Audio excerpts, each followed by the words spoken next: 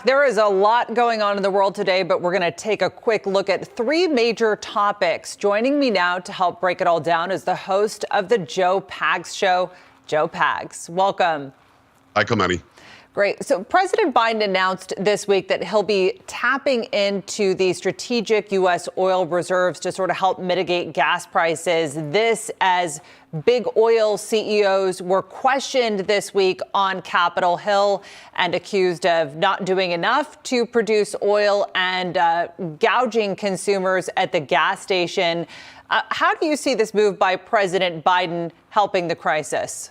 Well, it's not going to help at all, but it's political theater is what it is. The strategic reserves that we have should not be touched ever unless we're under attack, unless there's a complete shutoff of the oil supply from nations outside of ours. By the way, we shouldn't be using any oil from outside of our nation anyway, unless it's friendly oil. I had Rick Perry on, who's the former energy secretary, also Dan Brouillette, who's the former energy secretary. They both said that we were producing more oil in the Trump administration during those years because the leases were not only offered, you were allowed to drill. They said that there are 9,000 leases out there that these oil companies won't go and use, but there is no knowing what's underneath the ground, and the drilling permits aren't necessarily given either. And one other thing, Kamani, if you don't mind, the Alberta Premier said that if we restarted the Keystone XL pipeline today, it would be ready to go first quarter next year. Which means if you go in the Wayback Machine, if we never would have stopped it, the Keystone XL pipeline would be open and running today with that friendly oil coming from Canada down to the Gulf of Mexico so we can refine it. We would still be an energy exporter. We would still be energy independent. So blaming the oil companies is kind of dumb. We can just look at what Pete Buttigieg says about just go and buy an EV, or the president himself said, save $80 a month on gas, just go and buy an EV. Well, EVs start at $30,000 or $35,000 and go well into the six figures.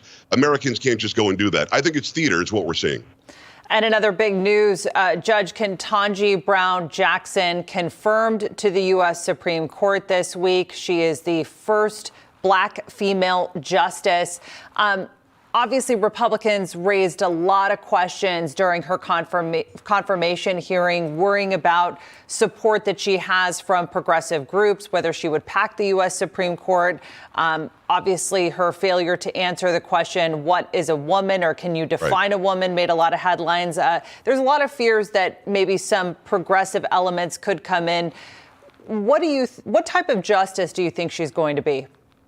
Well, she's a justice like she has been in the private sector and how she has been as a lower court judge. She's not going to be very good when it comes to the Constitution. Doesn't believe the Constitution is the founding document and the cornerstone of our nation.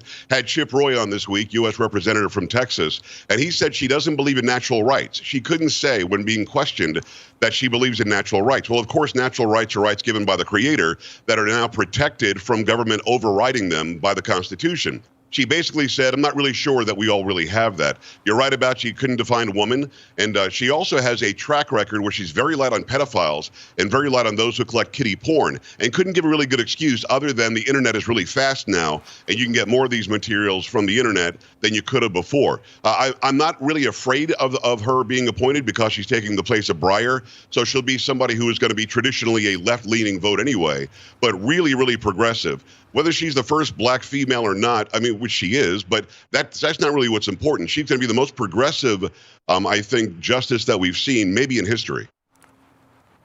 All right, Joe, appreciate that. Thanks for coming on. Joe Pags. You bet. Thanks.